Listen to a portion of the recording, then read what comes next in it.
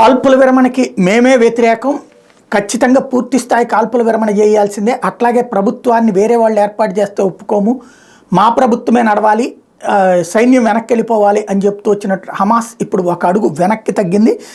ఇజ్రాయెల్పై భీకరపోరు చేస్తున్న హమాస్ ఉగ్ర సంస్థ ఎట్టకేలకు మెట్టు దిగింది. వెస్ట్ బ్యాంక్తో పాటు గాజాలో పాలస్తీనా అథారిటీ ప్రభుత్వం ఏర్పాటుకి సుముఖత వ్యక్తం చేసింది. జాతీయ ప్రభుత్వాన్ని ఏర్పాటు చేయడానికి అంగీకరిస్తామని హమాస్ పొలిటికల్ బ్యూరో అధిపతి ఇస్మాయిల్ హనియే మంగళవారం ప్రకటించారు. ఈ నిర్ణయం వెనక ఖతార్, ఈజిప్ట్ మధ్యవర్తిత్వం ఉంది. యుద్ధంతో అమాయక పౌరులు చనిపోతున్నారు, వాళ్ళ కోసం కాల్పులు విడమని కోరుతున్నానని ఆయన వ్యాఖ్యానించారు. ఇజ్రాయెల్ నుంచి అపహరించిన బందీలను అప్పగించడానికి తమ ఖైదీలు విడుదల చేయాలని ఆయన పునరుద్ఘాటించారు. బందీలు ఖైదీల మార్పిడి జరగాల్సిందేనన్నారు. పాలస్తీనా అథారిటీ సర్కార్ డిమాండ్కి హమాస్ అంగీకరించడంతో యుద్ధం ముగిసే అవకాశాలు ఉన్నట్టు ఈజిప్ట్ చెప్పింది. మరోవైపు లెబనాన్లోని మిఫ్రిషియాలోని హిజ్బుల్లా షెల్టర్లో హమాస్ అగ్రనేతలు తలదాచుకున్నారని సమాచారంతో ఐడిఎఫ్ మంగళవారం ఆ ప్రాంతాలపై రాకెట్ల వర్షం కురిపించింది. ఈ దాడుల్లో Hamas political bureau deputy chief Saleh al Arouri హతుడయ్యాడు.